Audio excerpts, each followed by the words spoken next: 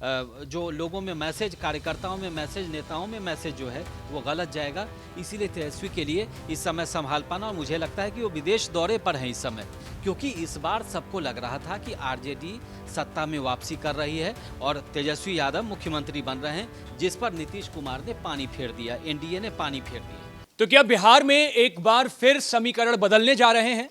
क्या बिहार में बड़ा सत्ता परिवर्तन होने जा रहा है? क्या बिहार एक बार फिर नई कहानी लिखने जा रहा है? क्योंकि सियासत की गलियारों में चर्चाएं एक बार फिर तेज हो गई हैं। आरजेडी जिसने हाल फिलहाल में 25 विधायक बिहार को दिए, लेकिन अब नेता प्रतिपक्ष तेजस्वी यादव को अपने ही विधायकों से डर लग रहा है। और ये डर किस बात का है कि कहीं रातों रात ये विधायक पाला ना बदल लें, और इसको लेकर सत्ता के गलियारों में चर्चाएं हो रही हैं। एक दौर में आप देख ही चुके हैं आरजेडी में किस तरीके से हलचल मची थी, और उसके बाद कई बड़े नामी चेहरे जो लग रहा था कि ये तो सिर्फ आरजेडी में ही अपना जीवन बिताएंगे, लेकिन जब सत्ता परिवर्तन हुआ तो उसमें उनकी बड़ी भूमिका रही और आरजेडी को छोड़ने में मिनट भर का समय भी नहीं लगाया। ऐसे नामों की फहरिस्त लंबी है, किसी एक का नाम लेना ठीक नहीं होगा।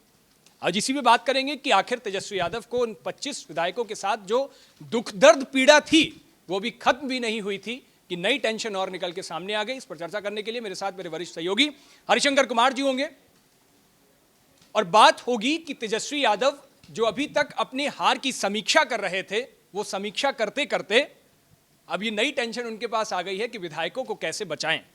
देखिए, इस बार जो विधानसभा में आरजेडी की बहुत सीटें घट गई, और कहीं ना कहीं जब आप हारते हैं और इतनी बड़ी हार मिलती है तो जो आपके नेता हैं जो जीत करके आए हैं, जो हार गए उनमें तो असंतोष की भावना है ही, जो जीत करके आए उनको भी लगता है कि हमने इतना मेहनत किया, इतनी उम्मीदें थी, सब पर पानी फिर गया।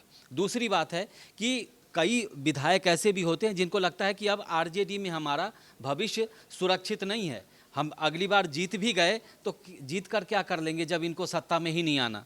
क्योंकि इस बार सबको लग रहा था कि आरजेडी सत्ता में वापसी कर रही है और तेजस्वी यादव मुख्यमंत्री बन रहे हैं, जिस पर नीतीश कुमार ने पानी फेर दिया, एनडीए ने पानी फेर दिया। अब कुल मिलाकर के है कि अब विधायक के टूटने की बात है, तो टूटने की चर्चा है, पिछले कई दिनों से पटना के सियासी गलियारों में इसकी चर्चा है, और गाहे बगाहे लोग खुल कर के भी बात कर रहे हैं। लेकिन अभी ये नहीं है कि सत्ता में मतलब सत्ता पक्ष का कौन सा व्यक्ति है जो सूत्रधार बनेगा, या तेजस्वी की पार्टी में ऐसे कौन नेता हैं, ऐसे हमेशा से उनके जो बड़े भाई तेज प्रताप हैं वो कहते हैं ऐसा कौन जयचंद है जो उनकी पार्टी में तोड़ को अंजाम देगा, टूट को अंजाम देगा। तो कुल मिलाकर के है कि मतलब तेजस्वी के लिए पार्टी को संभालना सबसे बड़ी चुनौती है, क्योंकि 25 ही विधायक हैं और 25 में से भी अगर टूट गए 2, 4, 5, 10 भी चलेगा तो फिर तो बाकी जो है वो बचेंगे नहीं, और बच भी गए तो जो मैसेज है, जो लोगों में मैसेज, कार्यकर्ताओं में मैसेज, नेताओं में मैसेज जो है वो गलत जाएगा। इसीलिए तेजस्वी के लिए इस समय संभाल पाना, और मुझे लगता है कि वो विदेश दौरे पर हैं इस समय, उस पर भी काफ़ी चर्चा हुई थी, काफ़ी सवाल भी उठे थे कि इस समय जब विधानसभा का सत्र चल रहा है तो कहीं ना कहीं तेजस्वी यादव को वहाँ रहना था, लेकिन वो विदेश में हैं और ऊपर से ये चुनौती भी उन पर है, तो स्वाभाविक तौर पे वो चीज़ों को मैनेज कर रहे होंगे। लेकिन अगर वाकई में जैसे टूट की बात हो रही है, अगर टूट अगर होती है आरजेडी में तो ये उनके लिए बहुत बड़ा सेटबैक होगा, और उससे इस हार के बाद इस टूट से अगर संभव हो गया, ऐसा हो गया, तो टूट से उबर पाना आरजेडी के लिए बहुत आसान तो नहीं होने वाला। बताइए, मुझे लग रहा है जैसे 25 विधायक आए इस बार निकल के, अक्सर अमूमन ये होता है कि आरजेडी के लिए कहा जाता है कि बातें बहुत देर में पता लगती हैं। जैसे बिहार का चुनाव हुआ, कई गाने ऐसे बने जिन्होंने वोट बैंक को डेंट किया, अखिलेश यादव में भी उसका डर साफ दिखाई दिया। बाद में जब चुनाव के नतीजे आए उसके बाद नोटिस भेजी। क्या इन 25 सीट आने का भी फलसफा यही है कि बहुत पहले से अंदर खाने में विधायक जो प्रत्याशी थे या जो नेता थे, जिन्हें स्वार्थ के लिए कभी टिकट नहीं मिली, क्योंकि राजनीति में हर किसी का अपना स्वार्थ होता है, किसी की टिकट कट गई, किसी को वो पद नहीं मिला, तमाम चीज़ें, उन सारे समीकरणों की वजह से क्या ये 25 सीटें आई हैं और ये तेजस्वी पता नहीं लगा पाए, भुना नहीं पाए?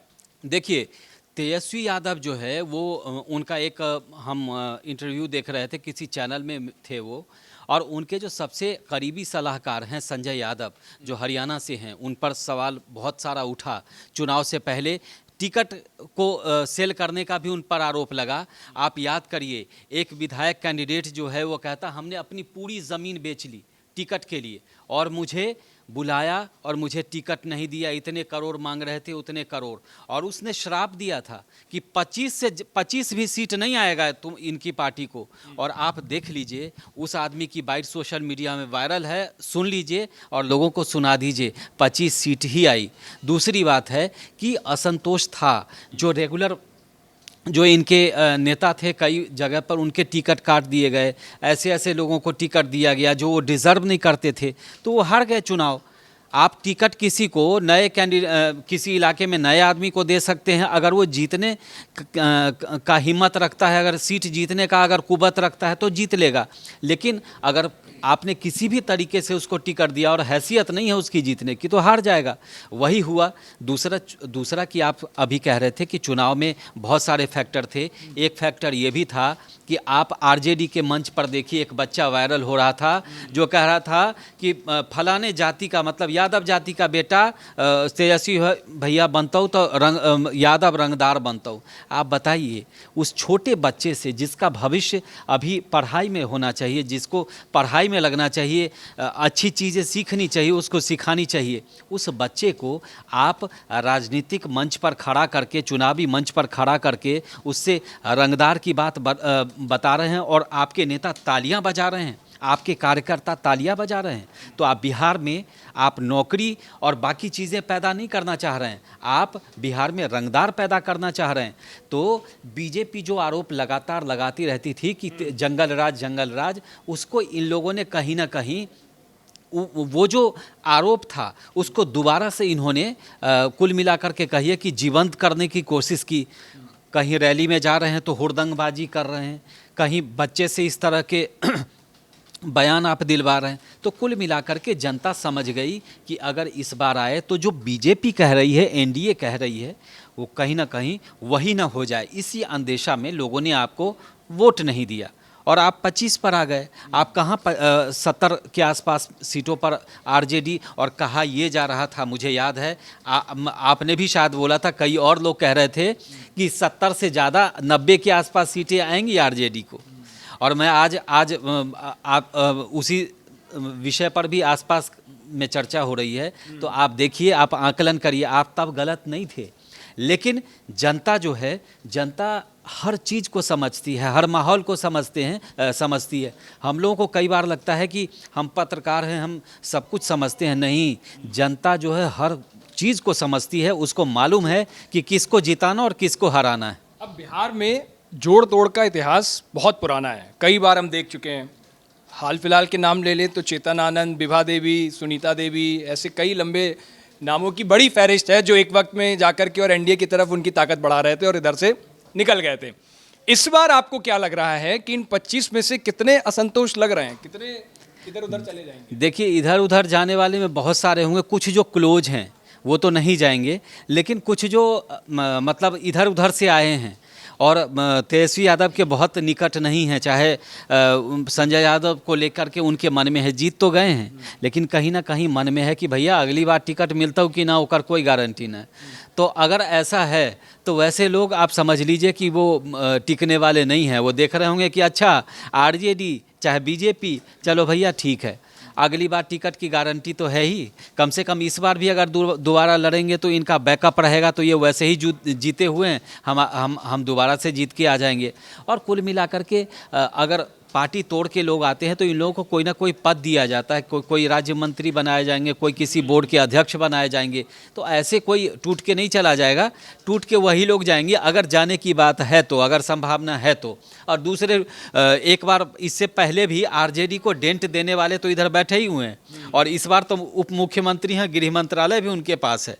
तो सम्राट चौधरी तो 2013 में आरजेडी को झटका दे ही चुके हैं। मेरे ख्याल उस समय ठीक ठाक तोड़ के ले गए थे, 12-13, और साल भी वही आसपास का ही था। तो मुझे लगता है कि अगर पहल होती है और कोशिश चल रही है अंदर खाने में, तो फिर तेजस्वी यादव को अलर्ट हो जाना चाहिए, आरजेडी को अलर्ट हो जाना चाहिए। और अभी समय है, जब तक चीज़ें सामने नहीं आ रही है, आप अपने विधायकों से बात करिए, उनको समझाइए, उनका मनोबल बढ़ाइए। अब एक आखिरी कंक्लूजन के तौर पे, और कभी कभी क्या होता है, खबरों को हवा भी दी जाती है दूसरे दलों की तरफ से। कहीं ऐसा तो नहीं कि एनडीए की तरफ से, जैसे अभी जब विधानसभा का सत्र चल रहा था, भाई बीरेंद्र की एक बाइट आई, भाई बीरेंद्र ने कहा कि चिराग की पार्टी के विधायक हमारे संपर्क में हैं। उधर चिराग पासवान की भी एक बाइट आती है, चिराग ने कहा आरजेडी के कई विधायक हमारे संपर्क में हैं। तो कई बार क्या होता है, ये हवा देने की एक कोशिश होती है जिससे सुर्खियां बनती हैं और उस पर खूब चर्चा होती है, बाद में ऐसा कहीं सतही जमीन पर दिखाई नहीं देता। कहीं ये बीजेपी की तरफ से बनाई हुई हवा तो नहीं है? देखिए, हवा अगर बीजेपी की तरफ से होती तो उधर भाई बीरेंद्र भी तो हवा दे रहे हैं, और बीजेपी बनाएगी तो चिराग क्यों, बीजेपी के नेता कहेंगे। लेकिन अगर चिराग पासवान कह रहे हैं कि उनके विधायक हमारे संपर्क में हैं और उधर भाई बीरेंद्र कह रहे हैं, तो कुछ ना कुछ तो चर्चा होगी। और कहा यह भी जाता है कि बीजेपी जहाँ पे होती है तो बीजेपी अपने पार्टी के अलावे दूसरे पार्टी के भी विधायकों के संपर्क में रहती है।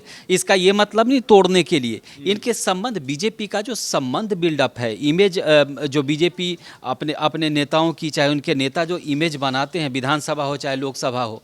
आप देखिए, आपने एक कहानी मुझे हमने चर्चा भी की थी कि प्रधानमंत्री जो है सपा के विधायक को फ़ोन करके जन्मदिन की बधाई दे रहे हैं। अब बताइए उनसे क्या लेना देना है? सपा विधायक को फ़ोन कर रहे हैं, मेरे ख्याल में मेरे ख्याल घोसी से वो सांसद हैं, घोसी से सांसद हैं यूपी के, और उनको फ़ोन कर रहे हैं। उनके यहाँ से फ़ोन जाता है कि प्रधानमंत्री जी बात करेंगे, वो हक्का बक्का रह जाते हैं कि ऐसा क्या हुआ, और वो उनको जन्मदिन की बधाई देते हैं। तो ऐसा ही बीजेपी के कई नेताओं में है, चाहे राज्य के लेवल के हों चाहे केंद्र के लेवल के। तो बीजेपी का जो आपसी संबंध, इमेज बिल्डिंग का जो मसला है ना, वो बहुत स्ट्रांग है। बीजेपी की पाठशाला संघ से होकर के जाती है, और संघ में है कि दोस्तों के यहाँ तो चाय पिया ही है, दुश्मनों के यहाँ भी वो जाकर के चाय पीते हैं और दुश्मन को भी अपना बना लेते हैं। तो इसीलिए आप देखिएगा चुनाव में जब भी बीजेपी के साथ साथ संघ भी प्रचार के लिए जाती है तो वो इलाके के लोगों के साथ बैठती है। वो किसी को, संघ के लोग ये नहीं कहते हैं कि आप वोट बीजेपी को दे दीजिएगा। माहौल किसके पक्ष में चल रहा है? अब इस बार बताइए, इस तोड़ में सबसे बड़ी भूमिका किसकी होगी? सम्राट चौधरी कहीं तो नहीं? देखिए, सम्राट चौधरी का पुराना इतिहास रहा है आरजेडी में सेंध लगाने का, तो मुझे लगता है कि हो सकता है वो भी लगाएं। लेकिन इस काम में माहिर जेडीयू में भी बहुत सारे नेता हैं, तो हो सकता है कि उनमें से भी कोई। और इस समय एक और नाम है जिनकी इमेज थोड़ा सा जो है प्रशांत किशोर ने डेंट की थी, अशोक चौधरी जी। तो वो भी इस काम में बहुत माहिर माने जाते हैं, तो वो भी उधर से दो चार खसका के ले आएँ तो कोई भारी बात नहीं है।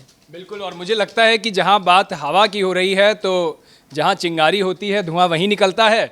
और ये वक्त की गनीमत के हिसाब से समझा जाता है कि तेजस्वी यादव जितना जल्दी हो इस चिंगारी पर पानी डाल दें, नहीं तो इसका धुआं और चिंगारी कब आग बन जाएगी ये मुझे लगता है कि फिर बताने की ज़रूरत नहीं पड़ेगी। और एक वक्त होगा जब हम ये यहीं खड़े होकर चर्चा कर रहे होंगे कि ये हो गया, ये खबर निकल के सामने आई। खैर, आरजेडी में इस टूट को लेकर, और क्या आपको भी लगता है कि वाकई इन 25 में नंबर कम हो जाएगा?